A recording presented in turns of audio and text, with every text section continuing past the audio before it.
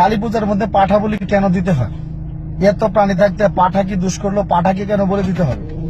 এটার একটা প্রসিদ্ধ ঘটনা, একবারে রেফারেন্স সহ আমি বলতেছি। আগে ঘটনাটা বলি, এরপর শেষের অংশে আমি রেফারেন্স দিব। কালী দেবীর কাপড় পরতে ভালো লাগে না, ওনার কাপড় লাগে না। সে সময় সবসময় উনি বেশিরভাগ সময় উলঙ্গই থাকেন, আর উলঙ্গ থাকার কারণে উনি রাতের বেলাতে ঘুরতে বের হন। তো কালী দেবী একদিন রাতের বেলা ঘুরতে ঘুরতে ঘুরতে ঘুরতে সকাল হয়ে যাচ্ছে। তো এমত অবস্থায় বাড়ি দূরে হওয়ার কারণে উনি বাড়িতে পৌঁছাতে পারবে না যে সময় আছে। কি করবে, সকাল হয়ে যাচ্ছে, সে তো উলঙ্গ, মানুষের সামনে পড়লে তো লজ্জা নিবারণ করতে পারবে না।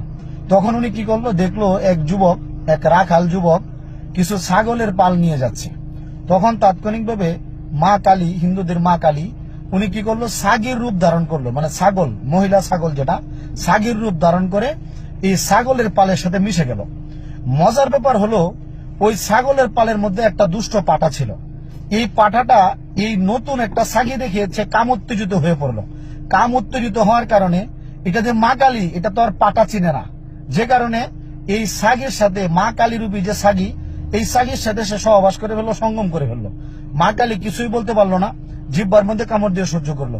পরবর্তী সময়ে এসে ভক্তদেরকে বলে দিল, আমার পূজার মধ্যে এখন থেকে প্রতিদিন পাঠা বলি দিতে হবে। এটা হলো পাঠার শাস্তি। মূলত কোন কারণে, এটা আপনারা বুঝতে পেরেছেন। এটা আমি রেফারেন্সটা দিচ্ছি, কালিকা পুরাণ অধ্যায় 13, পাঠাবলি খণ্ড, ভুবনময় চট্টোপাধ্যায় লিখেছেন, 4th সংকলনে আছে, খুঁজে নেবেন। প্রিয় দর্শক,